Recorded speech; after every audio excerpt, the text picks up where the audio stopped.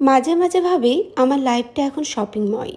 বাসায় নতুন অতিথি আসতে চলেছে আর মন চাই প্রতিদিনই নতুন অতিথির জন্য কিছু কেনাকাটা করি। যদিও আমার কেনাকাটা মানেই হচ্ছে ঘরে বসে অনলাইনে কেনাকাটা করা। বাসার বাইরে আর একদমই যেতে ইচ্ছা করে না এখন। তা আজকেও অনেকগুলো পার্সেল চলে আসছে আর সবগুলোই কিন্তু আমি একে একে আনবক্সিং করব। আমি হ্যাপি, আমার বাচ্চাটাও অনেক বেশি হ্যাপি।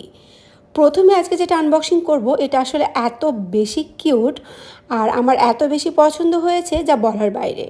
তো এটা হচ্ছে একটা ছোট বাচ্চাদের বাথটাব। এখন তো মার্কেটে আসলে কত ভ্যারাইটিস বাথটাব কিনতে পাওয়া যায়, বাট এই বাথটাবটা পছন্দ করার অন্য একটা কারণ আছে। আমি আমার প্রথম বাচ্চার টাইমেও দুটো বাথটাব ব্যবহার করেছিলাম, বাট পরবর্তীতে সেগুলো আমি ফেলে দেই ও বড় হয়ে যাওয়ার পরে। তো ভাবলাম এবার একটু অন্য টাইপ কিছু কেনার চেষ্টা করি।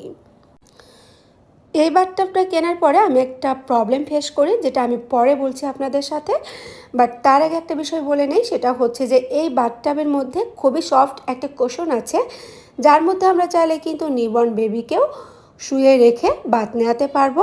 এছাড়াও আছে একটা টেম্পারেচার মেশিন, যার মাধ্যমে আমরা পানির টেম্পারেচারটা জানতে পারবো, মানে পানিটা কতটুকু গরম বা কতটুকু ঠান্ডা সেটা খুব ইজিলি তার মাধ্যমে আমরা জানতে পারবো।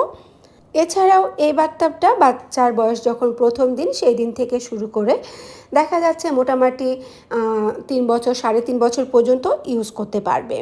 এবং পরবর্তীতে বেবি যখন বড় হয়ে যাবে তখন আমরা চাইলে কিন্তু এটাকে বাচ্চার কাপড় ধোয়ার জন্য বা খেলনা অর্গানাইজ করার জন্য চাইলে কিন্তু ব্যবহার করতে পারবো। আরবি তো ভীষণ হ্যাপি, প্রতিটা প্যাকেট কখন ওপেন করবে এই নিয়ে যেন তার একদমই টাইম কাটছে না, কারণ প্রতিটা জিনিস কিন্তু আমি অর্ডার করেছি ওর পছন্দে। আমি ওকে সবসময় দেখে তারপর হচ্ছে অর্ডার করি, ও নিজেই কালারগুলো চুজ করে এবং ওর পছন্দের কালার হচ্ছে পিঙ্ক।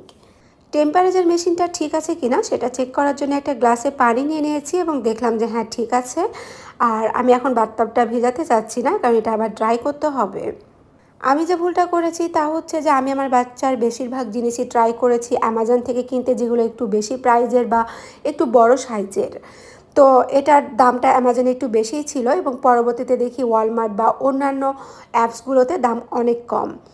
তো মোটামুটি এই ছিল আজকের মতো। সবাই ভালো থাকবেন, দেখা হবে আবারও বাচ্চাদের নতুন কোনো আনবক্সিং বা অন্য কোনো ভিডিও নিয়ে।